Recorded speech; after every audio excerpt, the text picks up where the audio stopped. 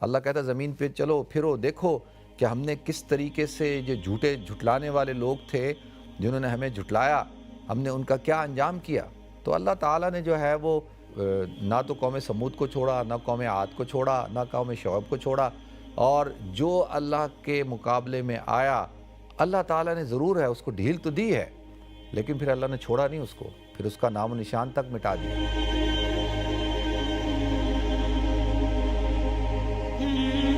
الحمدللہ رب العالمین والعاقبۃ للمتقین والصلاۃ والسلام علی اشرف الانبیاء والمرسلین وعلی آلہ وصحبہ اجمعین، اما بعد فاعوذ باللہ السمیع العلیم من الشیطان الرجیم، بسم اللہ الرحمن الرحیم۔ محترم ناظرین کرام، بزرگان دین اور میری عزیز ماؤں بہنوں بھائیوں، السلام علیکم ورحمۃ اللہ وبرکاتہ۔ میں آپ کا میزبان عبدالوہاب آپ کو پروگرام گفتگو کے اندر خوش آمدید کرتا ہوں۔ ناظرین، اس وقت دنیا کے جو حالات ہیں وہ آپ حضرات کے سامنے ہیں، اور یعنی جب یوکرین وار ہوئی تو ہم نے ایک دیکھا کہ یورپ کے اندر وار کھڑی ہو گئی ہے، اور یعنی لوگ بڑے پریشان ہو گئے۔ لوگ کہیں گے جی اچھا وہی مناظر جو مڈل ایسٹ کے اندر دیکھے جاتے تھے، جو مسلمان ملکوں کے اندر دیکھے جاتے تھے، جو عراق، شام اور لیبیا اور یمن اور صومالیہ، سوڈان کے اندر دیکھے جاتے تھے، افغانستان کے اندر، پاکستان کے اندر، وہ مناظر جو ہے یورپ میں دیکھے جا رہے ہیں، اور بمبارڈمنٹ ہو رہی ہے، اور ہم سب نے اس کو کنڈیم کیا، اور آپ حضرات کے سامنے ہے صورتحال۔ آج اگر میڈیا اٹھائیں تو ایسا لگتا ہے جیسے وہ وار ختم ہو چکی ہے اور سارے معاملات ٹھیک ہو چکے ہیں، کوئی خبر ہی نہیں ہے، کسی قسم کی کوئی خبر نہیں، کوئی میڈیا کوریج نہیں ہے۔ آپ دیکھ لیں، اٹھائیں، مین اسٹریم میڈیا اٹھا کر دیکھیں۔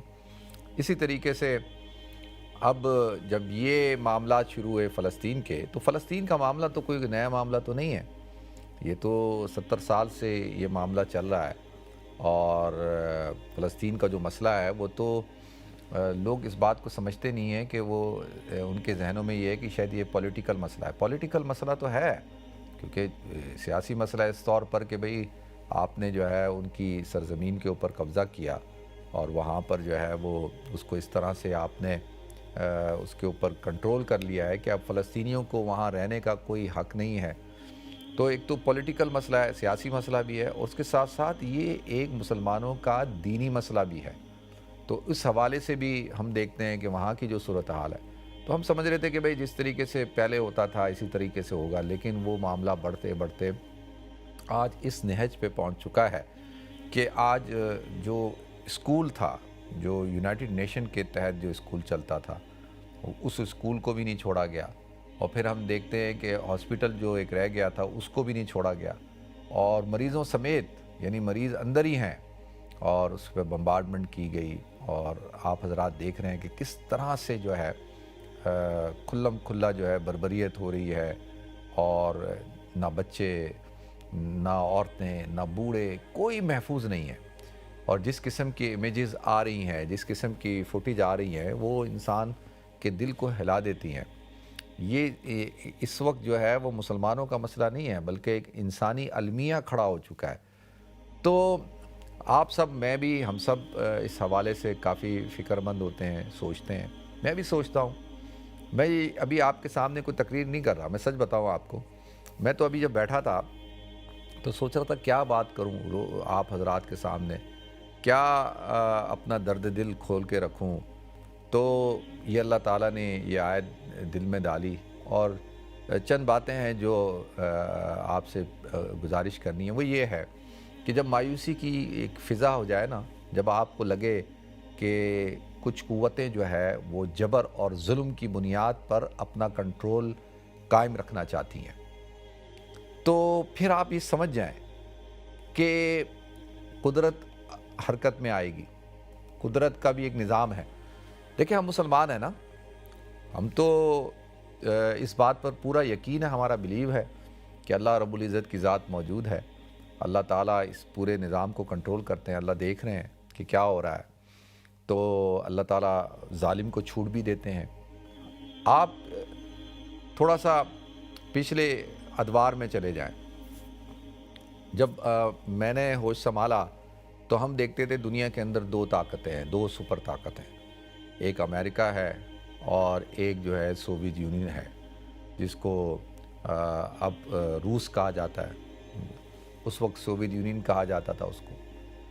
اور بڑی قوتیں, دو طاقتیں. اور پھر ہم نے دیکھا کہ مجھے اچھی طرح یاد ہے کہ کس طریقے سے سوویت یونین کا خاتمہ ہوا اور کیسے سوویت یونین ختم ہو گئی. اس کا شرادہ بکھر گیا اور جن ملکوں پہ وہ سوویت یونین بنا ہوا تھا, قائم تھا, تو وہ چھوٹے چھوٹے سے ملک بن گئے. ٹھیک ہے, سمٹ کے اب یہ روس ہے. تو یہ تو ہم نے اپنی آنکھوں سے دیکھا نا. اس سے پہلے جو بزرگ یہاں اس پروگرام کو دیکھ رہے ہوں گے کہ ان کو, یعنی میرے مشاہدے میں تو نہیں ہے, ان کے مشاہدے میں, لیکن ہم نے تو پڑھا تو ہے نا ہسٹری کے اندر کہ یہ جو انگلینڈ ہے, یونائٹڈ کنگڈم, گریٹ برٹن, اس کا سورج نہیں تو غروب ہوتا تھا. یعنی جہاں جہاں حکومت تھی, کہتے تھے کہ بھئی کوئی گھڑ سوار یا کوئی سواری شروع ہو تو چلتی رہے, تو جہاں جہاں ان کی حکومت تھی وہاں سورج غروب نہیں ہوتا تھا. یعنی اس سورج غروب ہونے سے پہلے ایسی جگہ پہ پہنچ جاتے جہاں پہ سورج طلوع ہو رہا ہوتا تھا. یعنی اتنی بڑی. تو آپ دیکھ سکتے ہیں کہ پھر کیسے سمٹ کے جو ہے آج یہ یونائٹڈ کنگڈم آپ کے سامنے ہے, برطانیہ. اسی طریقے سے ہم نے پچھلی جو فرسٹ ورلڈ وار ہوئی اس کے اندر دیکھا, سیکنڈ ورلڈ وار ہوئی, جرمنی کتنا طاقتور ملک تھا, اس کا کیا بنا, اس کے ساتھ اس کے کیا حالات ہوئے, وہ آپ کے سامنے ہیں. پھر آپ اگر ہسٹری اٹھائیں نا تو آپ یونانیوں کو دیکھیں گے. ایک زمانہ تھا کہ یونانیوں کا طوطی بولتا تھا, اور یونانی جو ہے وہ یونانی فلسفہ, یونانی حکمت, اور جو ہے وہ الیگزینڈر گریٹ, سکندر اعظم, اور وہ پوری دنیا فتح کر رہا ہے اور پوری دنیا کو فتح کرنا چاہتا ہے. اور کس طریقے سے جو ہے یونان کا جو ہے وہ ایک ہوا تھا, ایک اس کا ایک طوطی بولتا تھا. پھر اللہ تعالیٰ نے کیسے یونانی جو ہے وہ آج آپ کے سامنے ہے کہ کچھ عرصے پہلے یونان جو ہے وہ بینک کرپٹ ہو گیا. یعنی اس کی یہ حالت ہے کہ وہ بینک کرپسی کی طرف چلا گیا, بینک کرپٹ ہوا. اگر یورپی یونین سے نکل جائے نا تو ان کی اقتصادی حالت اتنی خراب ہے کہ وہ سروائیو ہی نہ کر سکے. تو وہ سمٹ کے آج آپ کے سامنے ہے. پھر اسی طریقے سے پھر ہم دیکھتے ہیں کہ Roman empire, Persian empire. Roman empire جو ہے وہ پوری دنیا کے اندر ان کی حکومت تھی, اور کس طریقے سے رومن امپائر کا خاتمہ ہوا. آج اٹلی کا یہ حال ہے کہ ابھی میں پچھلے دنوں جب گیا ملان تو ہمارا ایک دوست کہہ رہا تھا کہ اٹلی کی اکانومی تو بہت اچھی ہے, لیکن اس کے اوپر جو قرضہ ہے وہ قرضہ ہی اتنا ہے کہ وہ ابھی تک بیچارہ اتار رہا ہے. اور یعنی اکانومی اچھی ہونے کے باوجود ابھی تک اپنے قرضوں سے نہیں نکل سکا. اور آپ کے سامنے ہے کہ آج جو ہے وہ اٹلی کی کیا حالت ہے, اور وہ ایک سمٹ کے ایک چھوٹا سا ملک ہے. اسی طریقے سے پھر ہم دیکھتے ہیں کہ پرشین امپائر, اور پرشین امپائر بھی ایک بہت بڑی تھی, اور وہ کیسے ختم ہو گئی. اللہ تعالیٰ نے اس کو ختم کر دیا, اور آج جو ہے اس کا نام و نشان تک نہیں ہے.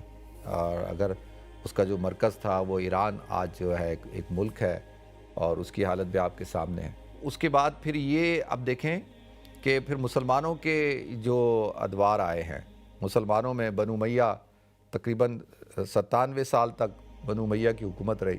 پھر کیا حال ہوا ان کا, بنو عباس, پھر اس کے بعد فاطمید, پھر سلجوق, پھر جو ہے وہ ایوبی, پھر زنگی, پھر ایوبی, اور پھر اس کے بعد جو ہے وہ عثمانی, اور پھر منگول, پھر وہ مغل جن کو کہتے ہیں ہم. اور یہ کیسے امپائرز کھڑی ہوتی رہیں, حکومتیں بنتی رہیں. پھر ہم نوآبادیاتی جو ہے وہ دیکھتے ہیں کہ دنیا کے اندر فرانس نے افریقہ کے جو ملک ہیں ان کے اوپر قبضہ کیا. اسی طریقے سے جو ہے اسپین نے قبضہ کیا, پرتگال نے کیا. آج پرتگال کی حالت ہے کہ آپ چلے جائیں دیکھیں, وہ بالکل ایسا ملک ہے, وہ بھی قرضوں میں ڈوبا ہوا ملک ہے جس کی معیشت بالکل ختم ہے. تو اسپین آپ کے سامنے ہے, اسپین کا بھی وہی حال ہے.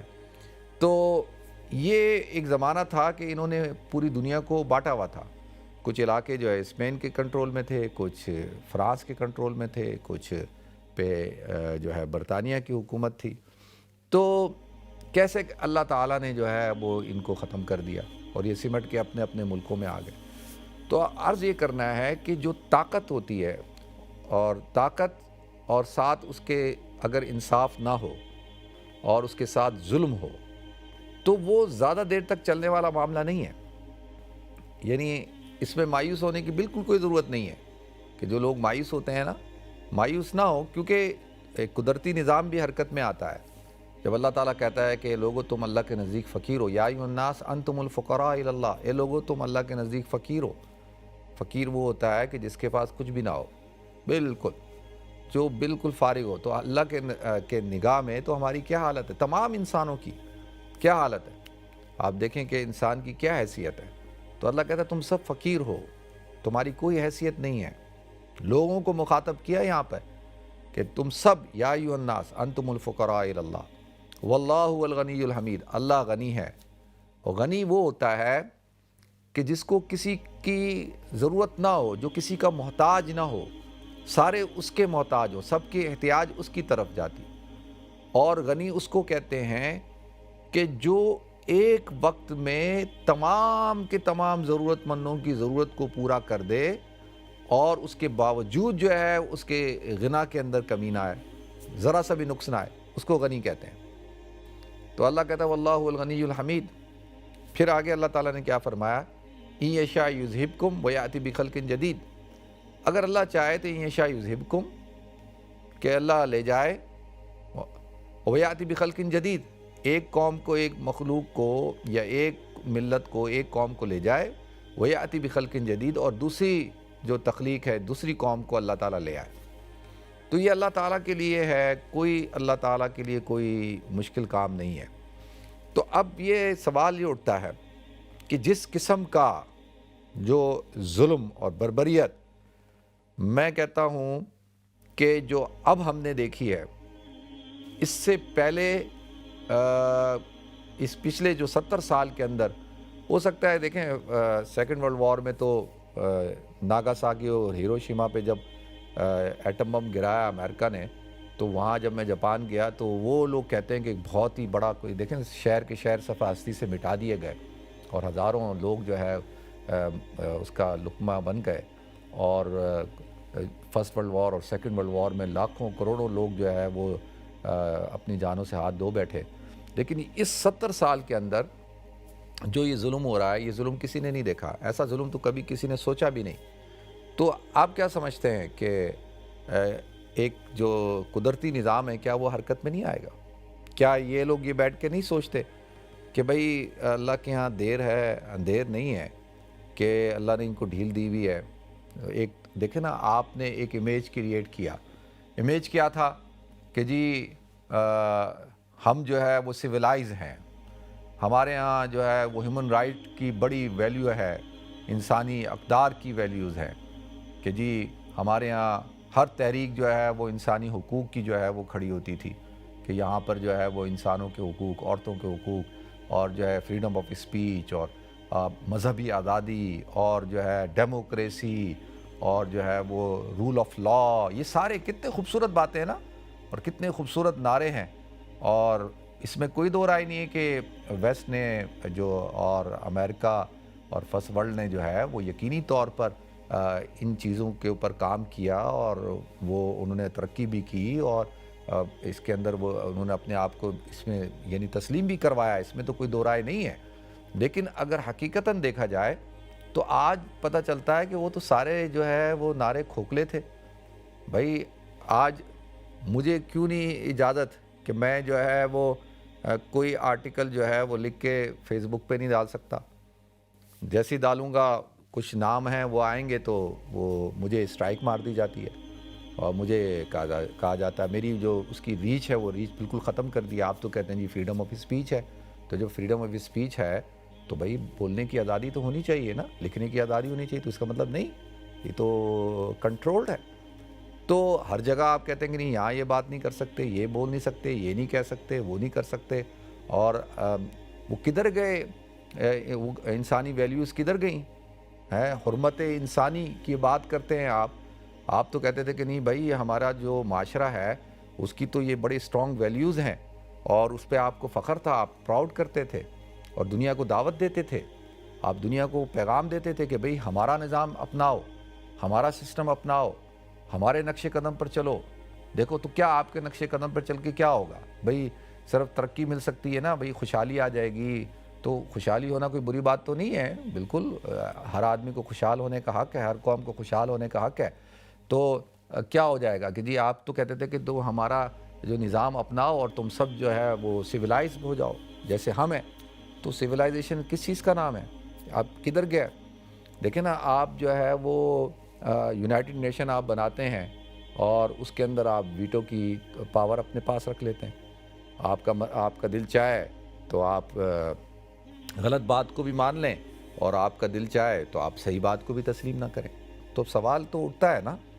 تو اب یہ ہے کہ اللہ تعالیٰ کا ایک نظام ہے، اور اللہ تعالیٰ نے قرآن کے اندر بھی نحن نقص علیک احسن القصص، اللہ نے اچھے اچھے قصے بھی بیان کیے ہیں، جو اللہ نے کہا کہ ہم نے اچھے قصے انبیاء کرام کے، قوموں کے، اور پھر اللہ تعالیٰ نے جو جبارین تھے، سرکش لوگ تھے، ان کے قصے بھی بیان کیے، ان کے احوال بھی بیان کیے۔